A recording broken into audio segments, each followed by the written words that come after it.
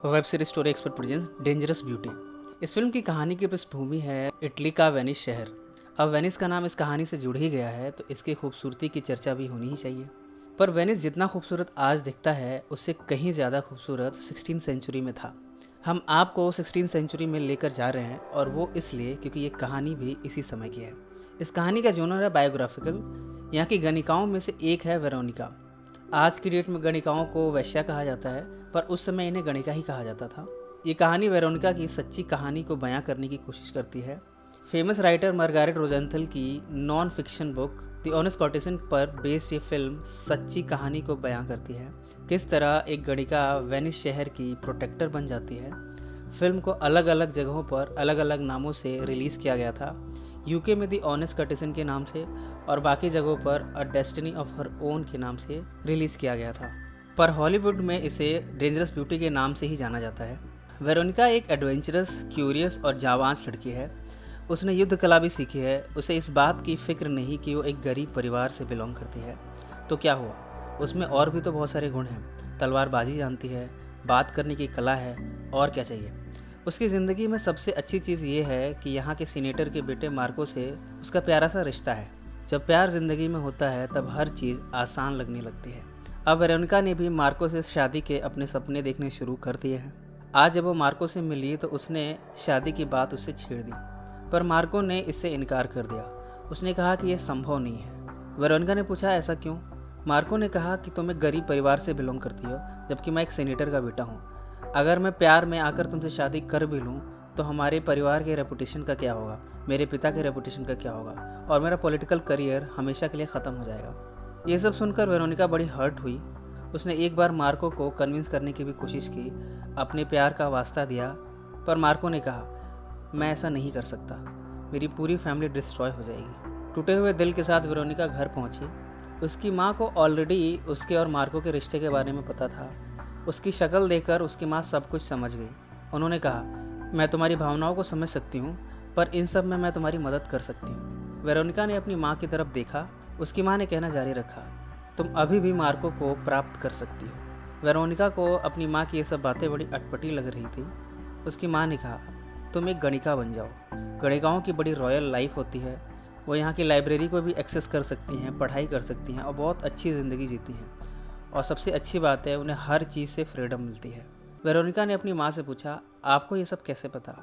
उसकी माँ ने जवाब दिया, क्योंकि मैं भी पहले एक गणिका ही थी, और तो और तुम्हारी दादी भी गणिका रह चुकी हैं। उनसे मुझे ये सारी चीज़ें विरासत में मिली और अब मैं तुम्हें ये सारे गुण सिखाऊंगी एक गणिका बनने के। तुम हमारी ज़िंदगी देखो कितनी फ्री है। हमें किसी चीज़ की फिक्र नहीं, ना ही हमें अपने पतियों के जुल्म को सहना पड़ता है। वेरोनिका को ये बात बिल्कुल भी पसंद नहीं आई, पर उसने अकेले में इन सब के बारे में सोचा। उसने सोचा अगर उसे लाइब्रेरी का एक्सेस मिलेगा, उसे पढ़ने को भी मौका मिलेगा, तो अपनी ज़िंदगी में और भी चीज़ें कर सकती है और अपने मन मुताबिक अपनी ज़िंदगी को जी सकती है।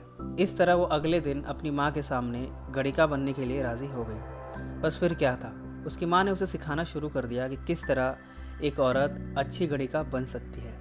धीरे धीरे वेरोनिका ने इन सारे गुणों को अपने अंदर समाहित कर लिया और अब वो यहाँ की एक फेमस गणिका बन चुकी है। उसकी खूबसूरती की वजह से हर कोई उसकी चाह रखता है और इसकी वजह से वेरोनिका और उसकी माँ सबसे ज़्यादा पैसे चार्ज करती हैं अपने क्लाइंट से। अब दोनों खुश हैं क्योंकि वो काफ़ी ज़्यादा पैसा बना रहे हैं और अब इन पैसों से वेरोनिका की छोटी बहनों की भी देखभाल हो जाती है और साथ में छोटे भाई की भी। वेरोनिका अब यहाँ की सर्वोच्च गणिका बन चुकी है। ये सब जानकर मार्को को बहुत दुख हुआ। वो पहुंचा वेरोनिका के पास और उससे अपने किए की माफ़ी मांगी, पर अब तक वेरोनिका बदल चुकी है। उसने उसे माफ़ करने से इनकार कर दिया। मार्को ने यह भी कहा कि मेरे सारे रिश्तेदार, दोस्त सभी तुम्हारे पास आते हैं, इससे मेरी भी बदनामी होती है और मुझे ये सब पसंद नहीं है। पर वेरोनिका ने अब पीछे मुड़ने से इनकार कर दिया। उसने कहा, अब मेरी यही ज़िंदगी है और अब मैं यही करूँगी, तुम अपना देख लो, तुम्हें अपनी ज़िंदगी में क्या करना है। मार्को को वेरोनिका का बदला हुआ यह व्यवहार बिल्कुल भी पसंद नहीं आया। उसने भी पड़ोस के अपने स्टेटस वाली लड़की से शादी कर ली, पर वो इस शादी से खुश नहीं है। उसके अंदर अभी भी वेरोनिका के लिए प्यार छिपा बैठा है। इसी चाहत में वो शादी के बाद भी वेरोनिका के पास पहुंचा और उसने अपने किए की फिर से माफ़ी मांगी और कहा कि तुम सब कुछ छोड़कर मेरे पास आ जाओ, मैं तुम्हें वो सब कुछ दूंगा जिसके तुमने ख्वाब देखे थे। वेरोनिका ने इन सब से इनकार कर दिया और कहा कि अब तुम एक शादीशुदा मर्द हो, तुम्हें अपनी पत्नी का ख्याल रखना चाहिए और मेरा ख्याल अपने दिल से निकाल देना चाहिए। एक दिन मार्को के कजिन माफियो ने पब्लिक के सामने वेरोनिका का मजाक उड़ाया और उसे वेश्या कहकर उसकी खिल्ली उड़ाई। पर वेरोनिका बिल्कुल भी शर्मिंदा नहीं हुई, बल्कि उसने माफियो को अच्छा खासा जवाब दिया। उसने कहा कि मैं जो भी करती हूँ मर्दों की खुशी के लिए करती हूँ, उन्हें प्यार देने के लिए करती हूँ। जिन मर्दों की ज़िंदगी में प्यार नहीं है, मुझसे उन्हें प्यार मिलता है। और अगर आप लोगों को इतनी ही मुझसे नफरत है तो आप लोग मेरे पास आते ही क्यों हो? अगर आप लोग मेरे पास आना बंद कर दो तो मैं ये काम बंद कर दूँ। इन सब का माफियो के पास कोई जवाब नहीं था, पर हाँ, फिर भी उसने वेरोनिका की इंसल्ट करनी जारी रखी। इस पर वेरोनिका ने उसे तलवारबाजी में चैलेंज किया। माफियो भी अच्छा तलवारबाज है, उसने वेरोनिका के ये चैलेंज को एक्सेप्ट कर लिया और इस तरह यहीं पर सबके सामने इन दोनों के बीच तलवारबाजी का खेल शुरू हो गया। शुरू में तो माफियो वेरोनिका पे भारी पड़ रहा था, पर धीरे धीरे वेरोनिका ने उसे काबू कर लिया और अपनी कला से उसे हरा ही दिया। इतने सारे लोगों के बीच अपनी हार देखकर माफियो इसे बर्दाश्त नहीं कर पाया और मन ही मन उससे बदला लेने की ठान बैठा। मार्को भी यहाँ मौजूद था। वो वेरोनिका के पास पहुंचा और उससे कहा, अभी भी वक्त है, तुम ये सब छोड़ दो, मेरे पास चले आओ, हम एक नई ज़िंदगी फिर से शुरू करेंगे। मैं अपनी पत्नी को प्यार नहीं दे पा रहा हूँ, इस तरह मैं किसी का भी नहीं हो पाया। अब तक वेरोनिका को भी महसूस हुआ है कि उसकी भी ज़िंदगी में प्यार होना चाहिए, इसीलिए उसने अब सोचा है कि अब वो ये गणिका का काम बंद कर देगी और हमेशा के लिए मार्को के साथ एक नया जीवन शुरू करेगी। जब उसने ये सारी बातें अपनी माँ से कही तो उसकी माँ को काफ़ी गुस्सा आया।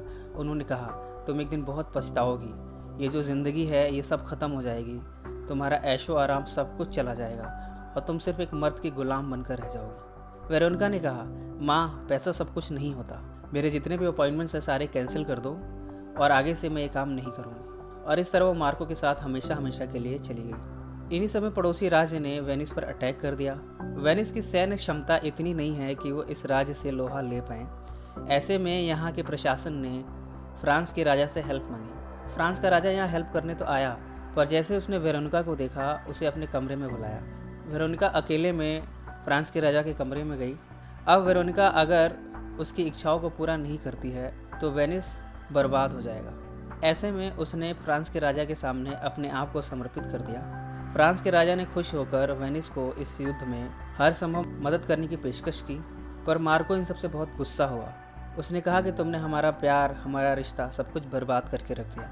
इस पर वेरोनिका ने कहा, मैंने ये सब किया ताकि मैं वेनिस की रक्षा कर सकूं, पर एक बार तुमने भी ये सब किया था सिर्फ इसलिए ताकि तुम अपने परिवार के सम्मान की रक्षा कर पाओ। ऐसे में किसकी कुर्बानी सबसे ज़्यादा बड़ी है? ये सब सुनकर मार्को काफ़ी गुस्सा हुआ और चल पड़ा वेनिस की तरफ से युद्ध में लड़ने।